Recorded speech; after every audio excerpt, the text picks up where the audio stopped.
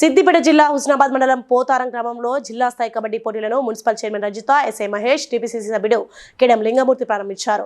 పోటీలను SI Mahesh toss చేసి ప్రారంభించారు. క్రీడలు మానసిక ఉల్లాసాన్ని, శారీరక దారుఢ్యాన్ని పెంపొందించి ఏకాగ్రతతో చదువుకోవడానికి తోడ్పడతాయని ఎస్ఐ మహేష్ అన్నారు. గత కొన్ని సంవత్సరాలుగా ప్రతి ఏటా కబడ్డీ టోర్నమెంట్ను నిర్వహిస్తూ గ్రామీణ ప్రాంతాల్లోని క్రీడాకారులను వెలికితీస్తున్న కబడ్డీ క్రీడా నిర్వాహకుడు కృష్ణను ఈ సందర్భంగా మున్సిపల్ చైర్మన్ రజిత, టీపీసీసీ సభ్యుడు కెడం లింగమూర్తి అభినందించారు. రాగలిగింది. ముఖ్యంగా మనము గత 20-25 సంవత్సరాల నుంచి ఇళ్లలోనే గంటలు టీవీ చూసి లేదు సెల్ ఫోన్లో టైం విద్య పరంగా ఉండేటువంటి విషయాల పట్ల మనం అంత సమయాన్ని వృధా చేస్తున్నాం. ముఖ్యంగా గ్రామీణ క్రీడల వల్ల ఊళ్ళుండేటువంటి యువకులు, ఊళ్ళుండేటువంటి రాజకీయాలు, ఊళ్ళుండేటువంటి జనం కూడా ఒక మంచి ఆలోచనతోని, మంచి ఆరోగ్యంతో, మంచి అభివృద్ధికి అవకాశాలు ఉంటాయి.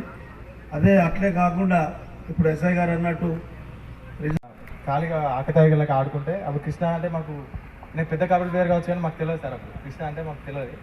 అయితే ఆడుకుంటుంటే చూసిండు, 2-3 రోజులు చూసిన తర్వాత వచ్చి 2015 జూన్లో మేము కబడ్డీ అసలు ఏంది మాకు ఫస్ట్ మా సర్పంచ్ గారిని మేము ముగ్గురు ఏఆరంటే ఫిజికల్ ఉంటేనే ఏఆర్ వస్తుంది. వాళ్ళందరూ ఆర్మీ అంటే చదువుకునే ఇంపోర్ట్ స్టార్ట్ అవుతుంది మన జీవితంలో. సో క్రీడ అనేది ఆటోమేటిక్ ఏమవుతుంది, అది నీవు ఎంత యాక్టివ్గా ఉంటే మనం మెంటల్గా కూడా చాలా ఫ్రీగా ఉంటాం. చదవడానికి కూడా నువ్వు మైండ్ ఫ్రీగా ఉంటే చదువులో కూడా ముందుకు వెళ్తూ ఉంటాం. సో క్రీడలు అనేది మానసిక ఉల్లాసానికి ఒక నాంది అని చెప్పేసి అంటారు. సో ఇక్కడ ఈ ఉస్మానాబాద్ ప్రాంతానికి కబడ్డీకి ఒక పేరు ఉందని చెప్పేసి కూడా అంటుంటారు అందరూ. సో ఇక్కడ నుంచి ఒక ప్రో కబడ్డీ ప్లేయర్ కూడా ఉంది. సో ఒక మంచి థాట్ ఇది.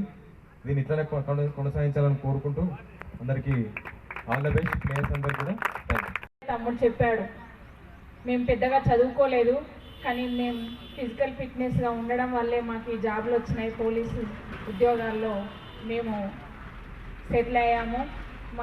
మీరు ఇంకా మంచి గుర్తింపు పొందాలని మరి ఇప్పుడు పార్టిసిపేట్ చేసే వారికి అందరికీ కూడా ఆల్ ద బెస్ట్ తెలియజేసుకుంటూ, మరి గెలుపోవటములు సహజం, గెలుపొందిన వారికి అందరికీ కూడా మంచి శుభాకాంక్షలు అంతాయి. మరి ఓడినా కూడా ఇంకా మున్ముందు కూడా ఎలా విజయం సాధించాలనే స్పోర్టివ్గా ముందుకెళ్లాలని కోరుకుంటూ నాకు ఈ అవకాశం ఇచ్చిన తెలియజేసుకుంటూ please like and share, subscribe to BCN Telugu News.